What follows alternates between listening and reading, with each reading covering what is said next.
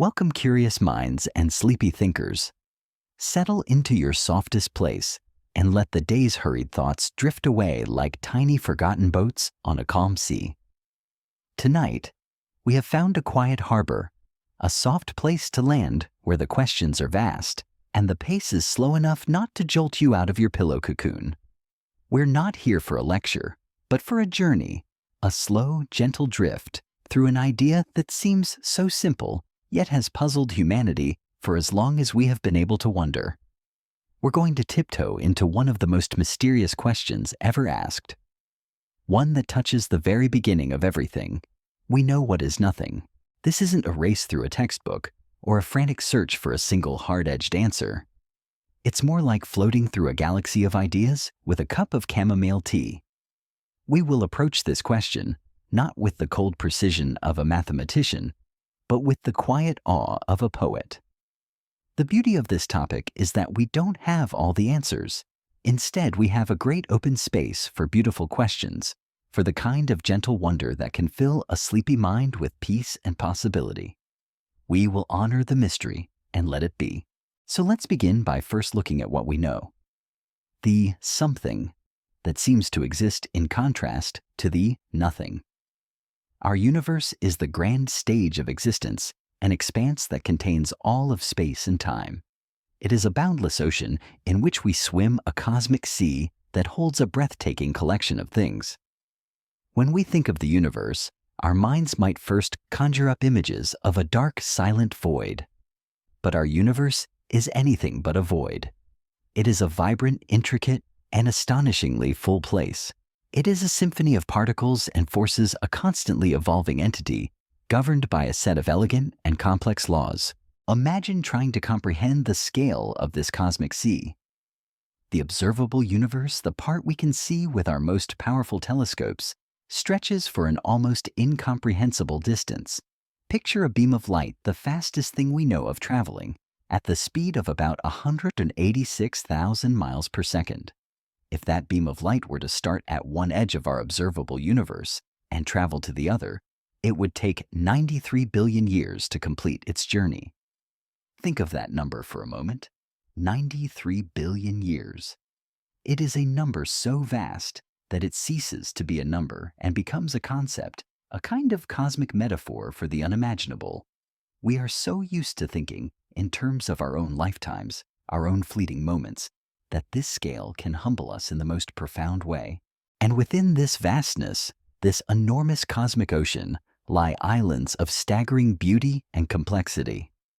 Our observable universe holds an estimated 2 trillion galaxies. 2 trillion.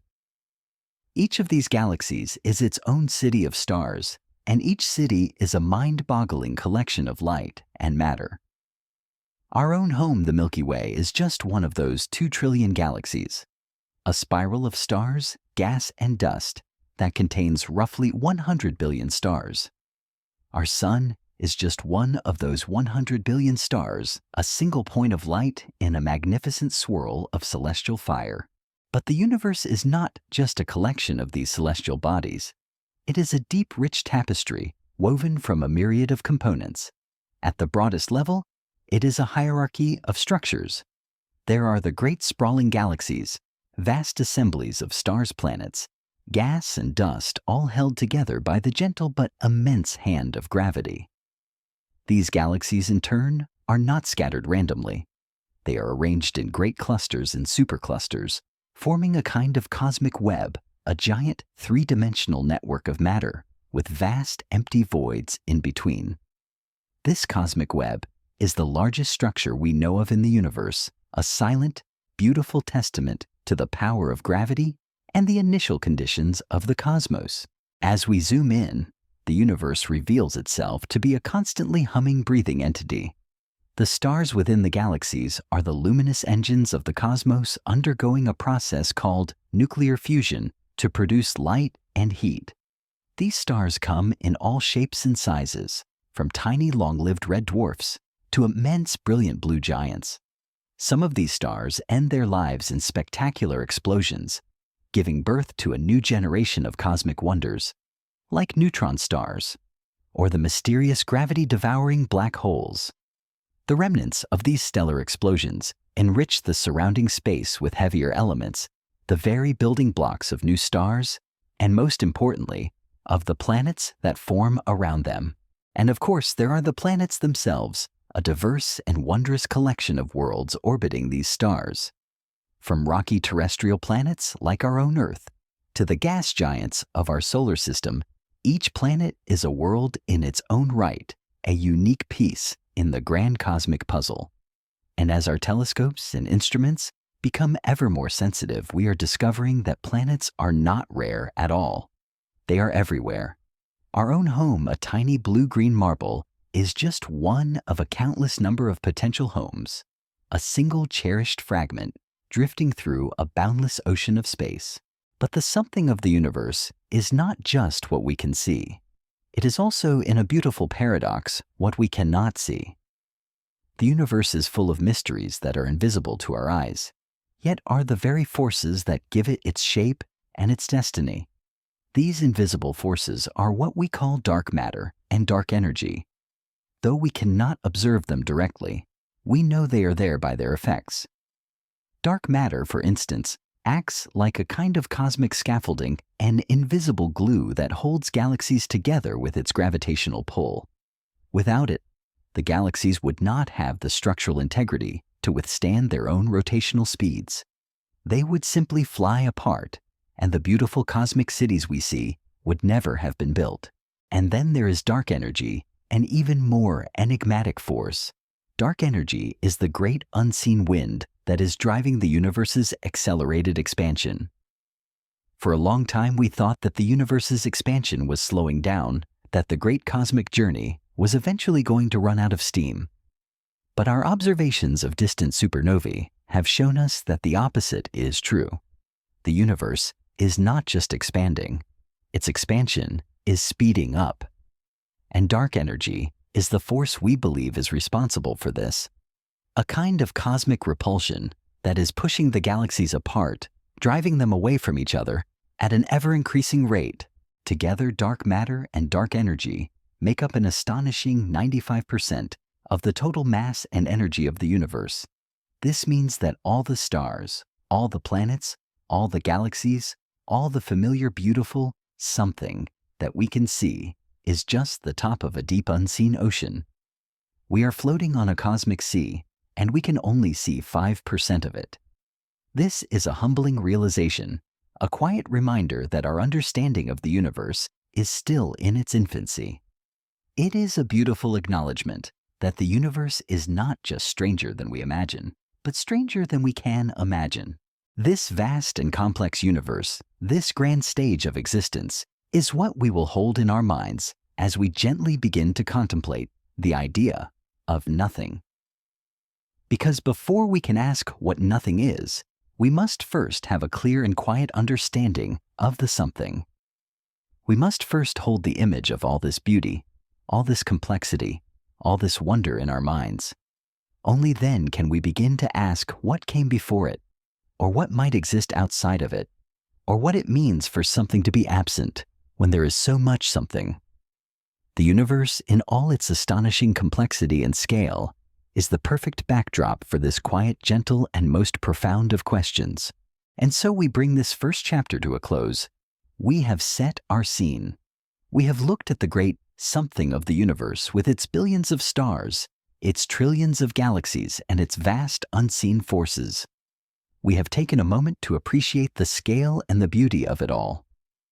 And now, in the quiet darkness of our own thoughts, we can begin to prepare ourselves for the next stage of our journey, a journey that will take us not through the light of distant galaxies, but into the deep, mysterious, and silent waters of nothing.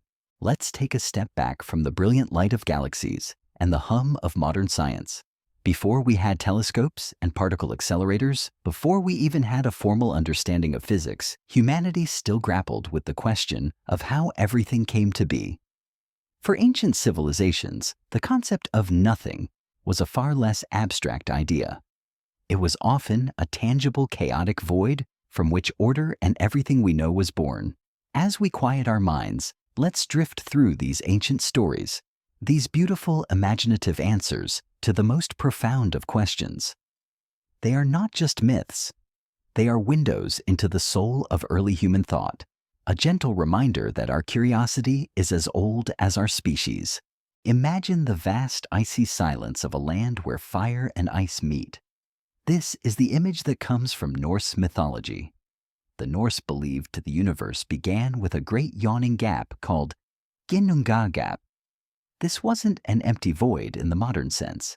It was a space filled with potential, flanked on one side by a realm of fire and on the other by a realm of mist and ice.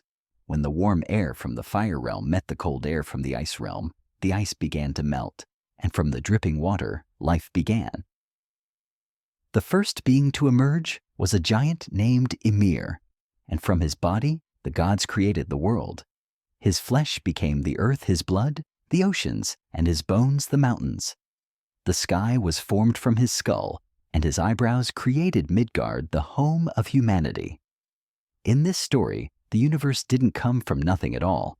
It came from a dramatic, chaotic, and almost poetic collision of opposing forces, a fiery creation that brought order from a watery, misty chaos. It's a powerful image, a world forged from a great primordial struggle. Now let's drift to a different kind of beginning, one found in the ancient sagas of China. Here the story of creation begins, not with a void, but with a cosmic egg containing everything. This egg held a chaotic mixture of all the opposing forces, the light and the dark, the sky and the earth, the yin and the yang. For thousands of years the universe was just this egg, until a giant named Pangu awoke inside it. With all his strength, he separated the yin from the yang, pushing the sky upward and the earth downward. He continued to grow, and for 18,000 years, he pushed the heavens higher and the earth lower, creating the world as we know it. Upon his death, his body transformed into the elements of nature.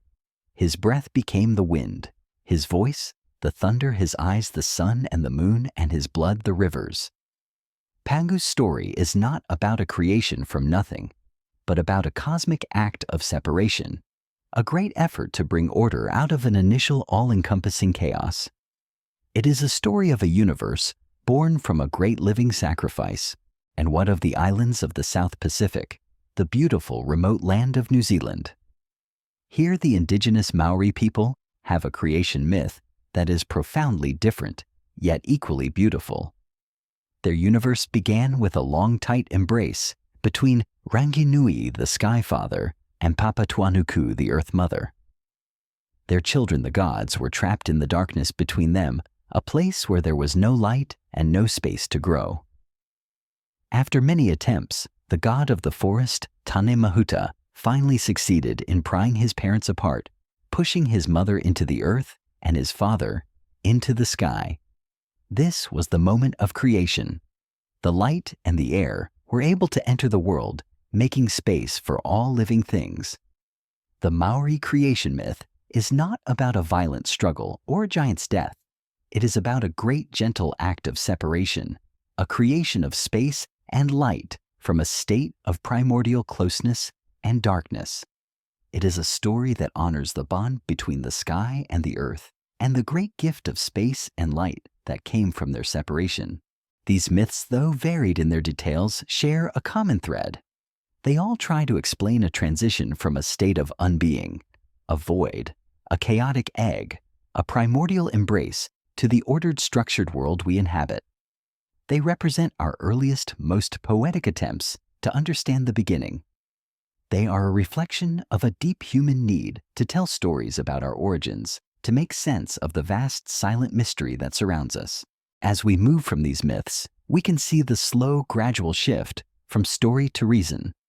Early philosophers and scientists, particularly in ancient Greece, began to ask the same questions, but they started to look for answers not in the actions of gods, but in the nature of the world itself. Thinkers like Thales of Miletus began to speculate that there was a single fundamental substance from which all things emerged. For Thales, that substance was water.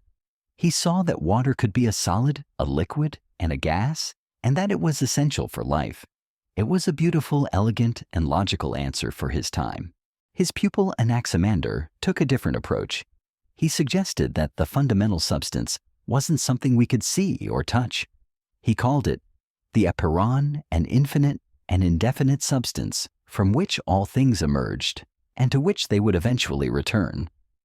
This was a massive intellectual leap, an attempt to imagine a kind of primordial nothingness that was still full of potential, a concept that feels surprisingly modern in its abstraction. But it was Plato and his student Aristotle who would shape the Western world's view of the universe for centuries. Plato, in his work, Timaeus imagined a divine craftsman, the demiurge, who imposed order on a chaotic pre-existing matter. For Plato, the cosmos was a reflection of perfect unchanging forms. Aristotle, however, took a more empirical approach. He saw the world as a finite spherical universe with the Earth at its center. This geocentric model was profoundly influential. It was a perfectly ordered universe with concentric spheres, each embedded with celestial objects that moved in perfect circular orbits. To Aristotle, the heavens were unchanging and eternal, a reflection of a perfect divine order. This model, further refined by Claudius Ptolemy, was a triumph of observation and mathematics for its time, and it became the definitive astronomical guide for centuries. These early philosophical and scientific ideas, though very different from our own, were a vital step in our journey. They marked the transition from a world of myth to a world of reason. They were a testament to the power of observation and the human mind's ability to create beautiful, intricate models of the universe. They were a move away from the idea of a universe born from a chaotic void to a universe that was in its very essence an expression of order, harmony, and logic. We have come a long way from the primordial void of Norse myth and the perfect spheres of Aristotle. But these stories and models, so different from our own, remind us of a profound truth. The human quest to understand the universe is not a new one. It is a part of our shared ancient heritage. The beautiful cosmic questions we ask today are an echo of the questions our ancestors asked in their quiet fire-lit caves.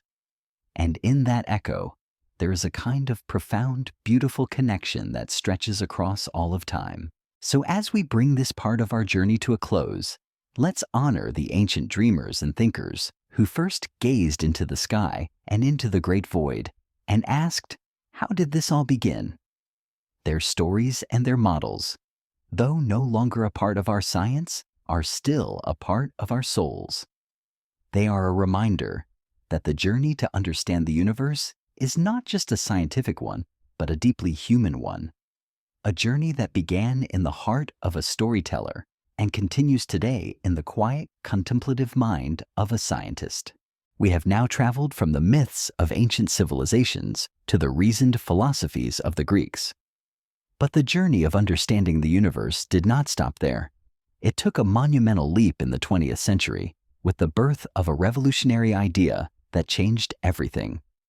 We're going to slowly and gently drift into that idea now, the one that has become the leading scientific explanation for the origin of our cosmos, the Big Bang Theory. Let's quiet our minds and imagine the most profound story that science has ever told. This story begins not with a void, but with a singular point. Imagine if you can all the matter, all the energy, all of space and all of time in the entire universe compressed into a single infinitely dense and infinitely hot point, smaller than the tip of a pin. This point, this singularity, is not a thing that existed in space, because in that moment, space itself did not exist. The very fabric of space and time as we know it was folded into this one infinitesimal point of pure potential. This is the starting line, the moment of cosmic inception approximately 13.8 billion years ago. The Big Bang, despite its name, was not an explosion in the traditional sense. It was not a firecracker going off in a pre-existing dark space. It was something far more beautiful and profound. It was a rapid and massive expansion of space itself. Imagine taking a balloon and drawing a few dots on its surface. As you blow up the balloon the dots don't move across the rubber. The rubber itself is stretching, and the dots are carried along, moving away from each other, because the very fabric of their world is growing. That, in a simple way, is our universe. The galaxies we see are not flying away from us through space. They are simply being carried along by the expansion of space itself. As the universe began this rapid expansion, it also began to cool. The story of the Big Bang is the story of this cooling, a beautiful chronological narrative of how matter and forces took shape. In the first moments, the conditions were so extreme that the fundamental forces of nature, gravity, electromagnetism, and the strong and weak nuclear forces were all one unified force. But as the universe expanded, it cooled, and these forces began to separate, each taking on its own distinct role. In the first few minutes after the Big Bang, the universe was still a seething, dense plasma of fundamental particles. The conditions were just right for a process called nucleosynthesis. During this brief, fiery period, protons and neutrons, the building blocks of atomic nuclei, began to fuse together. This is the moment when the first light elements were born. The universe became a giant cosmic factory, forging the nuclei of hydrogen, helium, and tiny amounts of lithium. This is a crucial part of the story, as it sets the chemical stage for everything that will come later. It's why today, when we look at the oldest stars and gas clouds, we see that they are made up of roughly 75% hydrogen and 25% helium, a ratio that is a perfect match for the predictions of the Big Bang model. For thousands of years, the universe remained a hot, opaque fog. Light could not travel freely because the charged particles, the protons and electrons, were constantly interacting with the photons, the particles of light. It was a universe without sight, a universe in which everything was bound together in a dense cosmic soup. But then a moment of profound change occurred. Approximately 380,000 years after the Big Bang, the universe had cooled enough for the electrons to slow down and be captured by the atomic nuclei. This process is called recombination. With the electrons bound to the nuclei, the first neutral atoms of hydrogen and helium were born, and in that moment, the cosmic fog lifted. The universe became transparent, and the photons, the particles of light, were finally free to travel through space, streaming out in every direction. This event is a central piece of our story, and the light from it is a living fossil, a faint, ever-present glow that fills the universe even today. We call it the cosmic microwave background radiation, and we will talk more about it later. Over the next few 100 million years, the gentle pull of gravity began to do its work. The tiny variations in density that were present in the early universe, the seeds of all future cosmic structures, began to attract more and more matter. As gravity worked its magic, the first stars and galaxies began to form, igniting the universe with light and heat. These galaxies, in turn, began to cluster into larger structures under the influence of dark matter, forming the vast cosmic web we see today. From a single tiny, infinitely hot point, the universe had grown into a vast, intricate, and beautiful tapestry of stars and galaxies. The Big Bang Theory is a powerful and elegant story. But what makes it so compelling is not just its beauty, but the immense amount of evidence that supports it. It is not a myth. It is a hypothesis that has been tested and retested, a story that is supported by multiple lines of observational data. The expansion of the universe, the abundance of light elements, and the existence of the cosmic microwave background radiation all point to a single coherent narrative. It is a story of a universe with a beginning, a universe that is not static and eternal, but a dynamic, ever-evolving entity that has been on a journey for 13.8 billion years. As we bring this chapter to a close, let's take a moment to sit with the sheer scale and beauty of this story. It is a story that goes from the smallest imaginable point to the vast, sprawling cosmic web of galaxies. It is a story of a universe that was once a hot, opaque fog and is now a transparent, dark space filled with light. It is a story that reminds us that everything we see, Everything we are and all the laws of physics that govern us began in a single, beautiful moment of cosmic expansion. Let us now turn our attention from the grand story of the Big Bang to the quiet, steady hum of its supporting cast. While the Big Bang theory provides a beautiful and compelling narrative for the origin of the universe, it is not without its own set of mysterious questions. To solve these puzzles, scientists have proposed elegant extensions and alternatives theories that seek to refine and complete the story. Let's gently drift into the realms of these other ideas, where the universe might be a kaleidoscope of possibilities, and where the most profound answers are often the most subtle. The first of these is a theory that serves as a powerful prologue to the Big Bang itself, cosmic inflation. Imagine our universe just a fraction of a second after its inception was an infinitesimally small, incredibly hot and dense point. The traditional Big Bang model suggests that from this point, the universe began to expand. But it left some very big questions unanswered. Why, for instance, is the universe so uniform? When we look out at the cosmic microwave background, the remnant light from the Big Bang, we see that it has a nearly uniform temperature across the entire sky. But how could opposite ends of the universe, separated by such a vast distance, have come to be the same temperature? The light from them would not have had enough time to travel and interact with each other. This is called the horizon problem, and then there is the flatness problem. We observe that the universe is remarkably close to being geometrically flat. In a simplified way, this means that the overall density of the universe is very, very close to the critical value that separates a universe that would eventually collapse in on itself from one that would expand forever. For the universe to be this flat today, its initial conditions would have had to be set with an almost incomprehensible degree of precision, a kind of cosmic fine-tuning that feels deeply improbable. To solve these problems, physicist Alan Guth proposed the theory of cosmic inflation in the early 1980s. This theory posits that in the first tiny fraction of a second after the Big Bang, a blink of an eye that lasted from about 10 hours to 36 to 10 hours 32 seconds, the universe underwent an exponential hyper-rapid expansion. It grew from a size smaller than a subatomic particle to a size larger than a grapefruit in an instant. This sudden, violent, and unimaginably fast stretching of space itself is what we call inflation. It wasn't an explosion of matter. It was the fabric of space itself expanding faster than the speed of light. Inflation elegantly solves the horizon problem by suggesting that all of the observable universe today was once a much smaller causally connected region. It was all a tiny uniform speck before inflation stretched it out to its current size.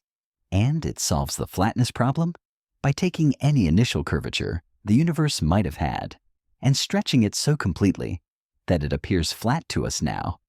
Just as the surface of a giant balloon, when viewed up close, appears to be flat, inflation is a beautiful and elegant prologue to the Big Bang story, a moment of extraordinary power that set the stage for everything that was to come. But the Big Bang, even with inflation, is still just one theory. Other thinkers have proposed a variety of fascinating alternatives and extensions. Let's consider the cyclic model of the universe. The Big Bang proposes a singular beginning. But what if there was no true beginning? What if the universe is an endless loop, an eternal cycle of birth, death, and rebirth? In this model, our universe is a part of a recurring cycle of expansion and contraction. The Big Bang wasn't a singular event, but a moment of fiery rebirth that occurred after a previous universe collapsed in on itself in a great crunch. Each cycle could last for hundreds of billions or even trillions of years, resulting in a universe that periodically renews itself. This model, which draws on ideas from string theory and higher dimensional cosmology, offers a tantalizingly different perspective. It suggests that the cosmos is not a single linear story, but a grand rhythmic and eternal breath. And what of the multiverse theory? This is perhaps one of the most mind-bending ideas of all. The multiverse theory suggests that our universe is not the only universe. It is just one of a potentially infinite number of universes that exist in a vast, sprawling multiverse. This concept arises from several lines of theoretical inquiry. Eternal inflation, for instance, suggests that cosmic inflation, once it begins, might not stop uniformly. It could continue in isolated pockets, creating bubble universes that are separate and distinct from our own. Each of these bubble universes could have its own set of physical laws, its own constants, and its own unique history. The multiverse theory offers a profound new way to look at our existence. It suggests that the fine-tuning of our own universe, the fact that its constants and laws are just right to allow for the existence of stars, galaxies, and life, might not be a cosmic miracle. It might just be a matter of probability. In a multiverse with an infinite number of universes, it's inevitable that at least one of them would have the right conditions for life. Our universe in this view is not special. It's simply the one we happen to inhabit. For a long time, the dominant theory was a very different one. Before the Big Bang theory took hold, many scientists believed in the steady-state theory. This theory, proposed by Fred Hoyle and his colleagues in the mid-20th century, suggested that the universe had no beginning and no end. It was eternal and unchanging on a large scale. As the universe expanded, new matter was continuously created to fill the void, ensuring that the average density of the universe remained constant. This was an elegant, if somewhat unsatisfying idea. But it was ultimately disproven by a crucial piece of evidence that we will talk about in the next chapter: the discovery of the cosmic microwave background radiation. The steady-state theory could not account for this fossil light from the Big Bang, and it was quietly replaced by a more comprehensive and well-supported story. The existence of these different theories, from the elegant prologue of inflation to the mind-bending reality of a multiverse, reminds us of the beautiful, creative, and ever-evolving nature of science. These are not just rival ideas. They are different ways of looking at the same grand cosmic picture, different lenses through which we can try to understand our origins. They are a testament to the fact that our journey to understand the universe is not over. It is a journey of constant discovery of new questions and of new ways of thinking. As we bring this chapter to a close, let us sit with the vastness of these ideas. The universe might be a single fleeting story, a recurring loop, or an infinite collection of worlds. We don't have all the answers, and perhaps that is the most beautiful thing of all. The mystery of our origins is not a flaw. It is an invitation, a beautiful and powerful space for us to continue to dream, to wonder, and to quietly contemplate what lies beyond the edges of our current understanding. Let's now gently turn our attention from the grand narrative of the Big Bang to its most profound and beautiful piece of evidence, a silent fossil of light that fills the entire universe. Imagine for a moment that we are not just floating in a vast dark space, but that we are immersed in a faint ancient hum, a soft glow that permeates every corner of the cosmos. This is the cosmic microwave background radiation, or CMB, and it is perhaps the most compelling reason why we believe the universe began with a hot, dense state. The CMB is in essence the afterglow of the Big Bang. Think of it as a photograph of the universe when it was a mere infant, just 380,000 years old. Before this moment, the universe was an opaque, fiery fog, a dense plasma of charged particles. Light could not travel freely because it was constantly scattered by these free-roaming electrons. The universe was blind. But then, as the universe expanded and cooled, the electrons were finally captured by the protons, forming the first neutral hydrogen and helium atoms. In that instant, the universe became transparent, and the photons, the particles of light, were released free to stream across the cosmos. The CMB is this first light, a relic of a time when the universe was in its infancy. Today, after 13.8 billion years of cosmic expansion, this light has been stretched and cooled. Its original fiery, brilliant glow has been stretched into much longer, weaker wavelengths, all the way into the microwave part of the electromagnetic spectrum. It is a faint, pervasive signal, just a few degrees above absolute zero, that we can detect in every direction we look. It's like finding a warm, gentle echo of a great thunderous sound that happened billions of years ago.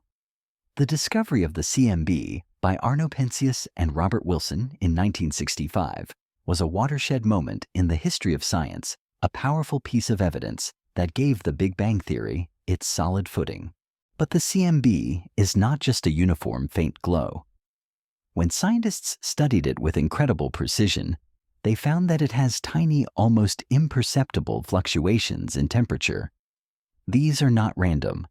They are a profound clue, a kind of cosmic DNA. These tiny variations, these slight differences in temperature from one part of the sky to another, are the seeds of all the cosmic structures we see today. They are the initial density variations that over billions of years were pulled together by gravity to form the first stars, the first galaxies, and the vast cosmic web that fills the universe. In a very real sense, the CMB is a blueprint of our cosmos, a silent map of a baby universe that held within it the promise of everything that was to come.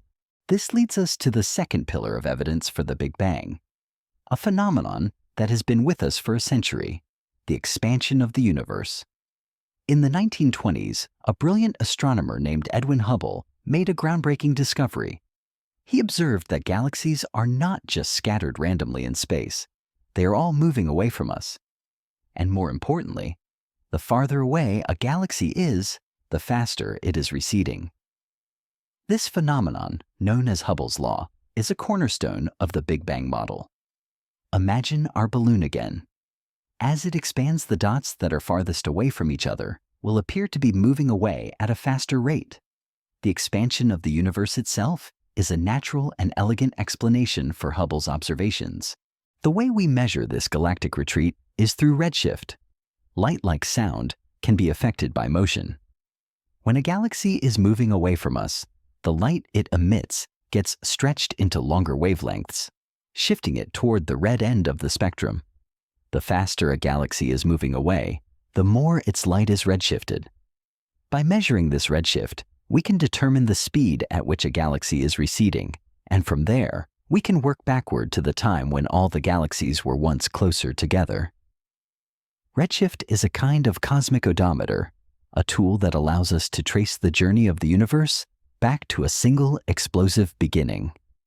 It is a silent, beautiful confirmation of a universe in motion, a universe that is not static and eternal, but a dynamic, ever-evolving entity on a long and profound journey.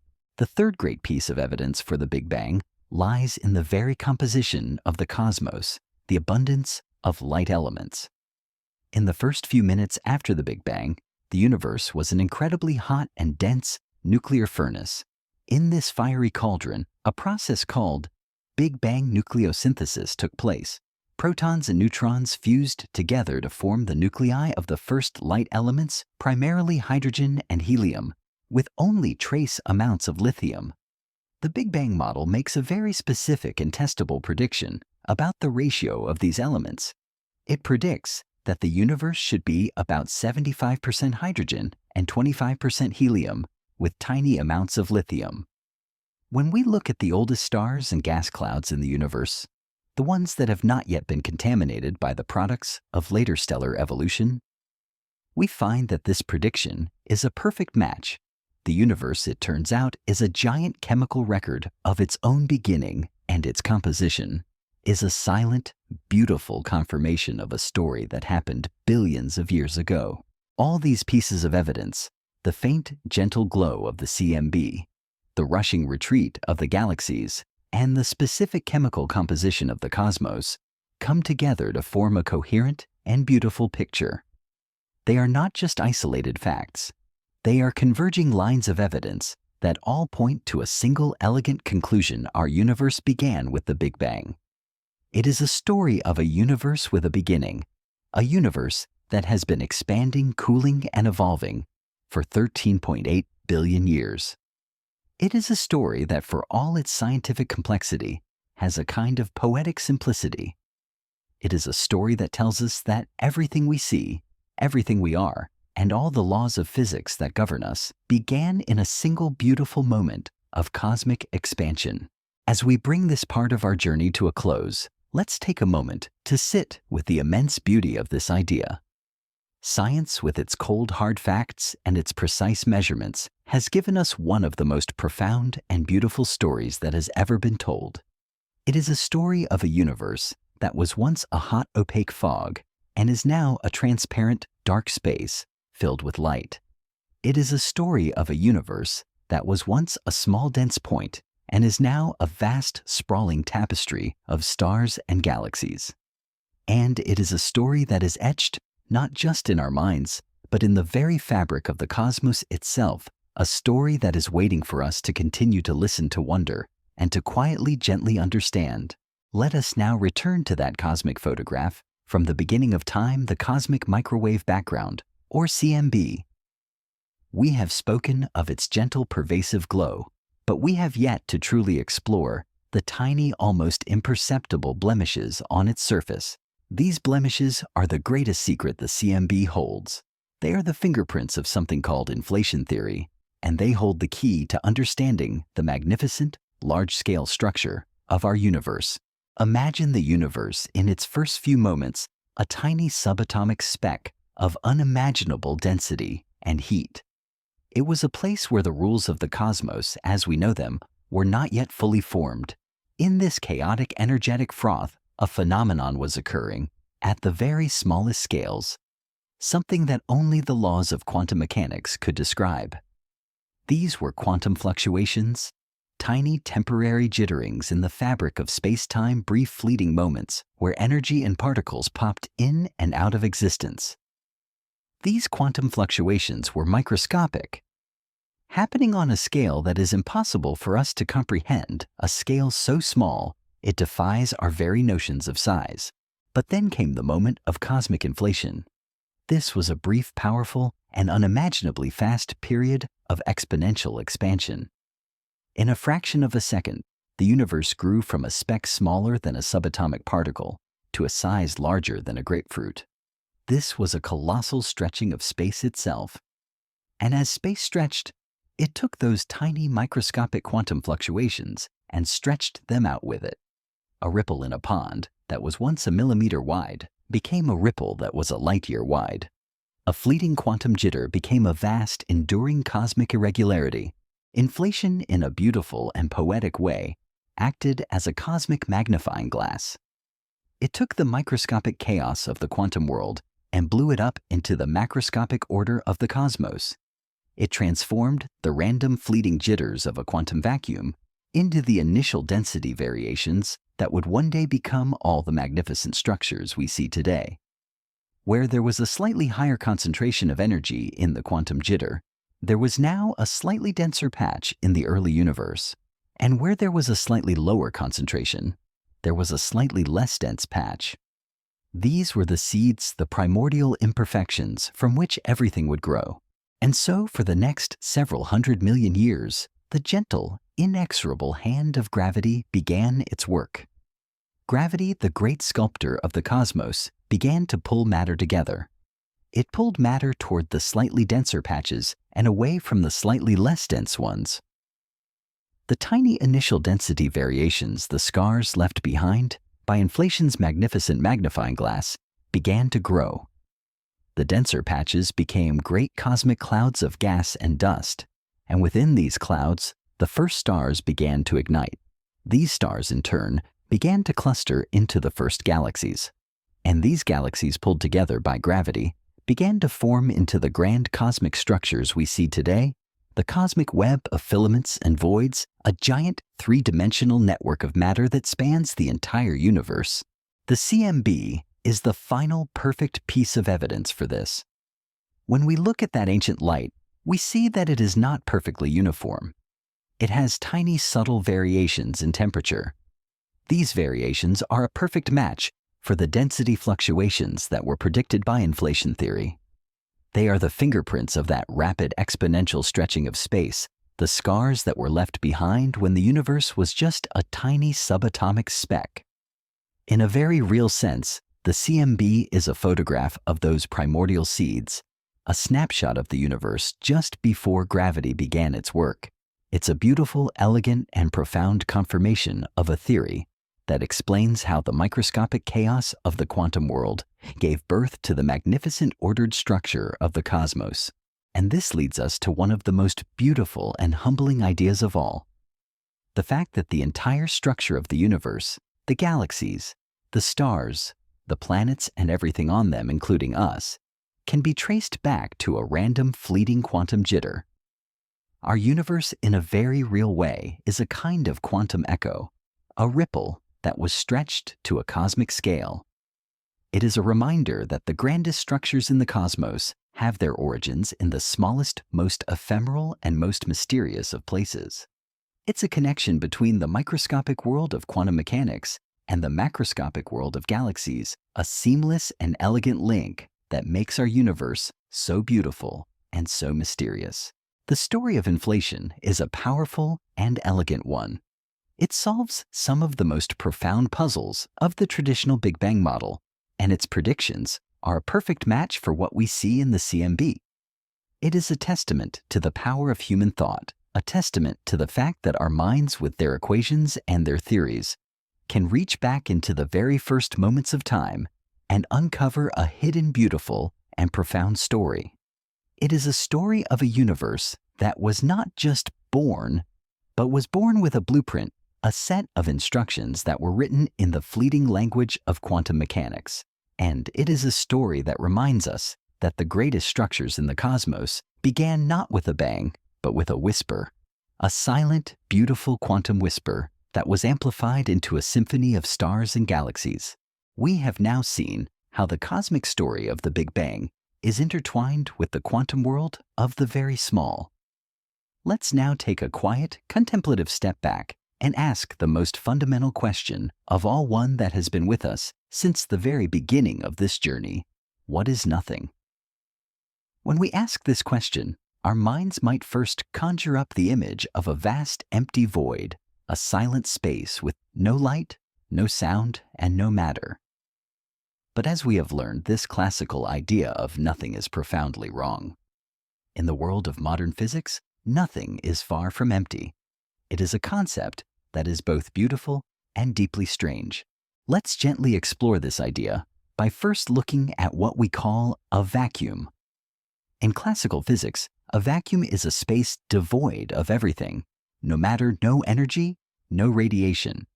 It is a perfect, featureless, and silent void.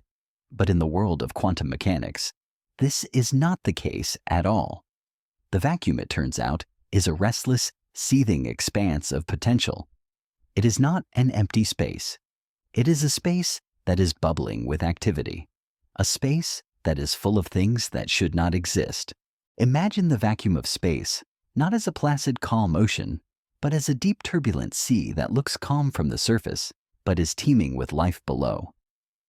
In this sea, tiny ephemeral pairs of particles and antiparticles are constantly popping into and out of existence. These are virtual particles. They don't last for long. They borrow energy from the quantum vacuum. For a fleeting moment, exist for a blink of an eye, and then annihilate each other, returning the energy. This constant dance of creation and annihilation is a fundamental property of the quantum world, a restless, vibrant hum in the fabric of the universe. This ceaseless activity, this nothingness that is full of something, is a direct consequence of a key principle of quantum mechanics, the Heisenberg uncertainty principle, which states that it is impossible to perfectly know both the position and momentum of a particle at the same time. This principle extends to energy as well, allowing for this brief temporary existence of particles from seemingly nowhere. This leads us to a profound and beautiful concept, vacuum energy. If the vacuum is not truly empty, but is instead teeming with this constant dance of virtual particles, then it must have a baseline level of energy. This is the energy that is present even in the most seemingly empty stretches of space. The existence of vacuum energy is not just a theoretical idea. It has a real tangible effect that we can measure in our laboratories. The Casimir effect is a perfect example. When two uncharged parallel metal plates are placed extremely close to each other in a vacuum, they experience a tiny but measurable attractive force. This force is not due to any conventional electromagnetic force. It is due to the subtle influence of vacuum energy, a slight reduction in the number of virtual particles between the plates compared to those outside. This effect offers a tangible glimpse into the subtle and profound influence of vacuum energy on our reality. But what does this all have to do with the universe's beginning? This is where the story becomes truly awe-inspiring. Some cosmological models grounded in the principles of quantum mechanics suggest that the universe could have emerged from just such a quantum vacuum state. It suggests that the boundary between something and nothing is far more permeable than we might have imagined. The universe, in a beautiful paradox, may have been born from a fluctuation, a tiny fleeting quantum jitter in a state that was to all intents and purposes a kind of nothingness. Imagine a kind of cosmic womb, a state devoid of matter and classical energy, but still pregnant with potential. In this state, the underlying quantum fields that enable these fluctuations are constantly at work, and in a single acausal moment, a fluctuation occurred that was so powerful, so immense, that it began a process of exponential expansion. This was the moment of the Big Bang. The universe was not created from a void in the classical sense, but from a quantum vacuum, a state of nothing that was in fact a teeming sea of potential. This idea that something can come from nothing is one of the most intriguing and counterintuitive concepts in modern physics. It challenges our classical intuitions and opens up profound questions about the nature of existence and the origins of our universe. It suggests that the laws of physics themselves are what allow for this transition. The universe, in a sense, didn't need a divine hand or an external cause to bring it into being. The very rules that govern reality, the very nature of nothing itself, allowed for the possibility of something. This quiet, powerful thought reshapes our understanding of the universe. It tells us that the greatest story of all, the story of how everything came to be, is not a story of a magical, miraculous creation from a true void. It is a story of a universe that was born from a quantum whisper, a universe that came into being because its very nature, the nature of its nothingness, made it possible. As we bring this part of our journey to a close, let us sit with the sheer beauty of this idea. Nothing is not empty. Nothing is full of potential. Nothing is a seething, vibrant sea of possibility. It is a concept that is both deeply strange and profoundly beautiful. And in its quiet quantum dance, it holds the secret of how the universe, in all its magnificent complexity, came to be. Let us now turn our gaze from the silent quantum beginnings to the grand present-day mystery that constitutes the vast majority of our universe. We've spoken of the stars, galaxies, and planets, the familiar cosmic landmarks of our home. But all of this, all of the light and matter that we can see and touch, is just a fraction of the cosmos. The universe, it turns out, is a deep unseen ocean, and we are floating on its surface, able to perceive only 5% of what truly exists. The remaining 95% is a profound and beautiful puzzle, a mystery that is both silent and immense, and it is made of dark matter and dark energy. Imagine our universe as a magnificent spinning carousel. The horses, the lights, the music, the visible things are the stars and the galaxies we know so well. We can see them, we can measure their speed, and we can watch them dance in their cosmic ballet. But what if, when we looked at this carousel, we saw that the horses on the outer edges were spinning just as fast as the horses in the center? This shouldn't be. In a normal carousel, the horses on the outer edge should be flying off, or at least moving at a much slower, more stable pace. The carousel should be tearing itself apart, but it isn't. Something unseen is holding it all together. This is the great mystery of dark matter. When scientists looked at the rotational speeds of galaxies, they found that the stars on the outer edges were moving far too quickly to be held in place by the gravity of the visible matter alone. The galaxies should be flying apart, but they aren't. There must be an immense invisible scaffolding, a kind of cosmic glue, that is providing the extra gravitational pull needed to hold these magnificent structures together. We call this invisible glue, dark matter. We can't see it because it doesn't interact with light. It doesn't emit, absorb, or reflect it. It is, in a very real sense, a ghost. But we know it is there by its effects. It is the unseen architect of our universe, the silent partner that provides the gravitational force needed to build and sustain the great cities of stars that we call galaxies. Dark matter constitutes about 85% of all the matter in the universe, an astonishing and humbling realization that the great familiar structures of our cosmos are built upon an invisible foundation.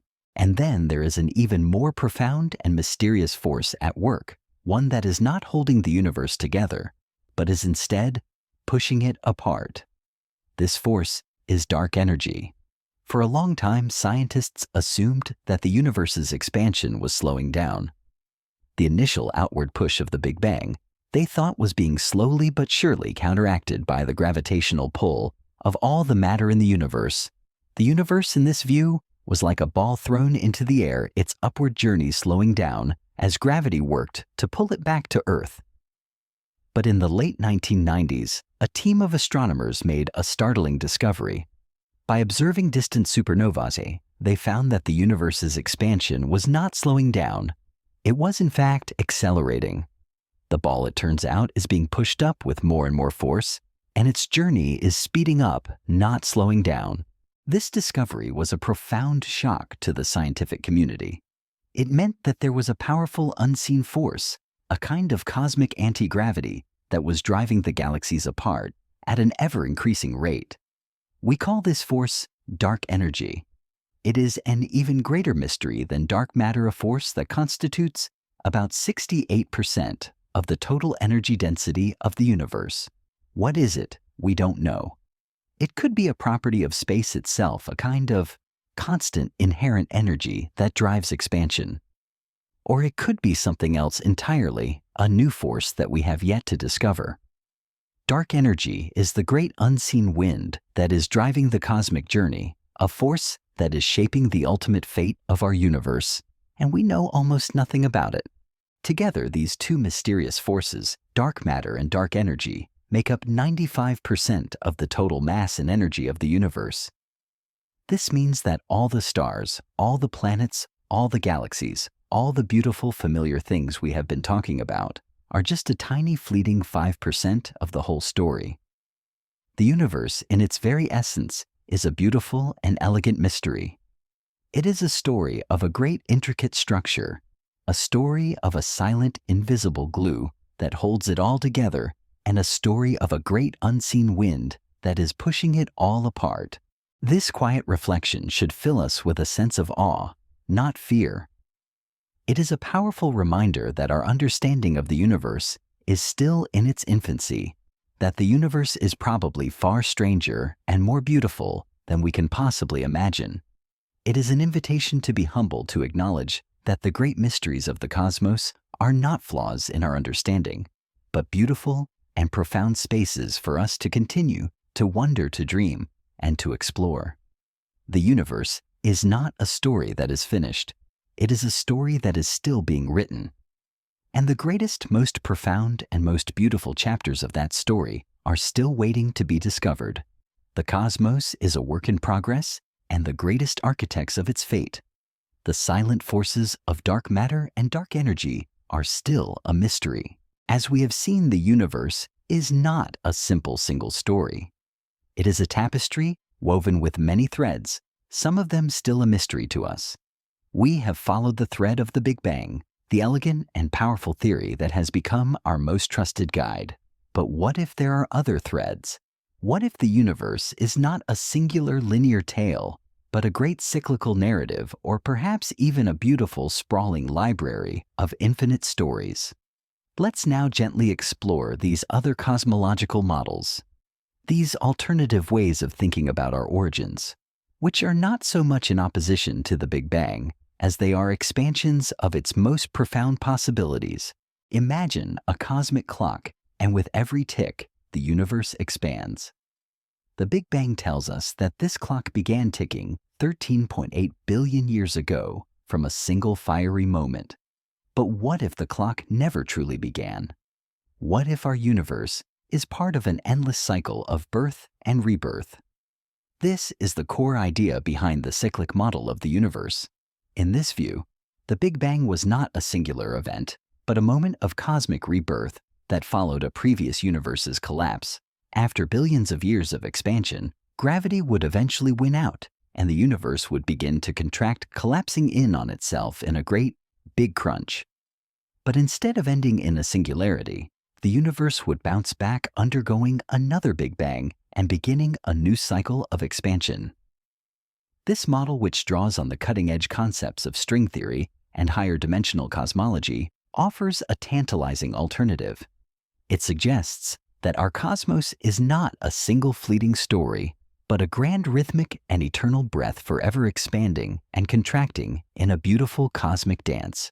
And what of the multiverse theory? This is perhaps one of the most mind-bending and imaginative ideas of modern physics. It suggests that our universe is not the only universe. It is just one of a potentially infinite number of universes that exist in a vast, sprawling multiverse. The multiverse concept arises from several lines of theoretical inquiry. One of the most compelling comes from the idea of eternal inflation, which we touched on earlier. In this view, cosmic inflation, the rapid expansion that created our universe, never truly stopped everywhere. Instead, it continues in isolated pockets of space, creating new bubble universes in an endless frothing sea of cosmic creation. Each of these bubble universes could be a unique reality with its own set of physical laws, its own fundamental constants, and its own unique story.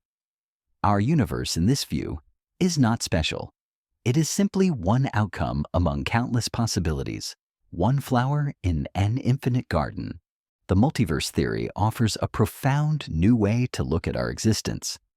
The fact that the physical constants of our universe, the strength of gravity, the mass of a proton, the speed of light, are all so finely tuned to allow for the existence of stars, galaxies, and life, has always been a great puzzle. This is known as the anthropic principle. But in a multiverse with an infinite number of universes, it is no longer a puzzle. It becomes a simple matter of probability. It is a given that at least one of those universes would have the right conditions for life. We, in this view, are simply in one of the few universes where life is possible, a kind of cosmic selection bias that is both humbling and deeply logical. Now let's step back into history for a moment and look at a theory that once held sway before the triumph of the Big Bang, the steady-state theory. This theory, popular in the mid-20th century, proposed a universe that had no beginning and no end. It was eternal, unchanging, and in a constant state of creation. As the universe expanded, new matter was continuously created to fill the void, ensuring that the average density of the universe remained constant. It was an elegant and beautiful idea, a vision of a stable, harmonious cosmos. But it was ultimately a vision that was proven to be incorrect. The discovery of the cosmic microwave background radiation, the fiery afterglow of the Big Bang, was a fatal blow to the steady-state theory. The theory could not account for this fossil light, this clear evidence of a universe that was once hotter and denser. The universe, it turns out, is not in a steady state. It is evolving. It is on a journey.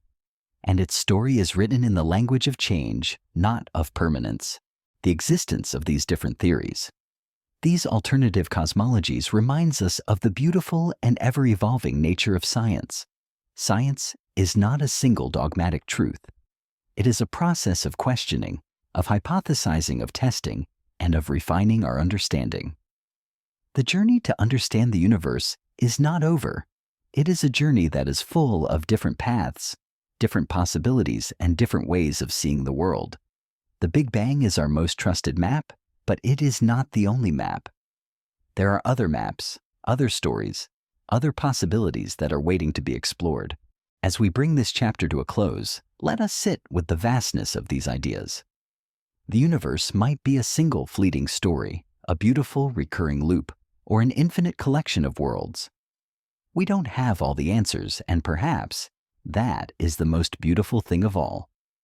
The mystery of our origins is not a flaw. It is an invitation, a beautiful and powerful space for us to continue, to dream, to wonder, and to quietly contemplate what lies beyond the edges of our current understanding. The universe is a beautiful and elegant work in progress, and the greatest architects of its fate, the silent forces of dark matter and dark energy, are still a mystery. Here we are at the final quiet moment of our journey. We have drifted through the ancient myths, the reasoned philosophies, and the elegant scientific models that have guided our quest. We have contemplated the beauty of the Big Bang, the silent dance of quantum fluctuations, and the profound mystery of dark matter and dark energy. Now, as we bring our thoughts to rest, it is time to look at the edge of our knowledge, to stand before the great open ocean of the unknown and honor the questions that remain. For the quest to understand the universe is not a story of finding answers. It is a story of finding better questions. The most fundamental of these questions is still the one that has been with us since the very beginning. What actually caused the Big Bang? We have a beautiful, elegant story that begins with a singularity, a point of infinite density and heat from which the universe expanded. But what came before the singularity? What, if anything, was there in that state of nothingness that allowed for the possibility of something? The laws of physics as we know them, the elegant equations of general relativity and quantum mechanics break down at the singularity. They give us an answer that is a kind of cosmic shrug, an infinity that tells us our current models are incomplete. This is where the search for a unifying theory, a theory of everything, that can reconcile gravity with quantum mechanics, becomes not just a scientific endeavor, but a profound philosophical one. It is a search for the first cause, a quest to understand the ultimate mechanism that allowed for the birth of our cosmos. And perhaps in the end, the answer will not be a cause at all, but a realization that the universe simply is a cosmic echo that has no beginning and no end. Another great persistent enigma of our journey is the true nature of dark matter and dark energy. We have spoken of them as the silent architects of our universe, the invisible scaffolding that holds galaxies together, and the great unseen wind that pushes them apart. But we do not know what they are. We have never seen them, touched them, or detected them directly. We only know they are there by their effects. Dark matter might be a new undiscovered type of particle, a silent ghost that permeates all of space. Dark energy might be a fundamental property of the vacuum itself, an inherent repulsive force that drives expansion. But these are just our best guesses. The fact that 95% of our universe is a complete mystery to us is a profound and humbling realization. It tells us that our understanding of the universe is still in its infancy, and that the most fundamental components of our reality are still a puzzle. Deciphering the true nature of these two forces is a quest that will undoubtedly rewrite our understanding of the universe, and it is a quest that is just beginning. And what of the multiverse and the cyclic model? These are not just scientific theories. They are elegant, mind-bending possibilities that challenge our very perception of what reality is. The multiverse, with its endless array of bubble universes, each with its own physical laws and constants, offers a new perspective on our existence. It suggests that our universe is not special, but just one of countless cosmic experiments. It is an idea that moves us from the center of the story to just one of its many beautiful pages. The cyclic model, with its endless loop of cosmic birth and rebirth, suggests that our universe is not a singular fleeting moment in time, but part of a grand rhythmic and eternal breath. It is a story that moves us from a linear timeline to a great cosmic circle. These ideas may be speculative, but they are a testament to the power of human imagination and the relentless quest to understand what lies beyond the horizon of our current knowledge. As we conclude this journey, let's take a moment to reflect on the immense beauty and power of human curiosity. From the ancient myths of gods and goddesses to the elegant equations of modern physics, we have always been driven by a single beautiful impulse to understand our place in the cosmos. We have built telescopes that can see the first light of the universe and machines that can replicate the conditions of its first moments. We have gone from believing the Earth was the center of a small perfect universe to knowing that we are a tiny fleeting point of light in a vast, sprawling, and beautifully mysterious cosmos. The journey to understand the universe is not about finding an endpoint. It is a journey of continuous discovery, of constantly refining our story, and of always being open to the possibility that the greatest mysteries are still waiting for us. And so we bring this quiet reflection to an end. The universe is a beautiful and elegant work in progress. It is a story that is still being written, a mystery that is still waiting to be solved. And we, with our quiet minds and our curious hearts, are a part of that story. We are the ones who get to ask the questions, who get to stand at the edge of the great, beautiful, and unknown ocean, and simply peacefully and wonderfully wonder.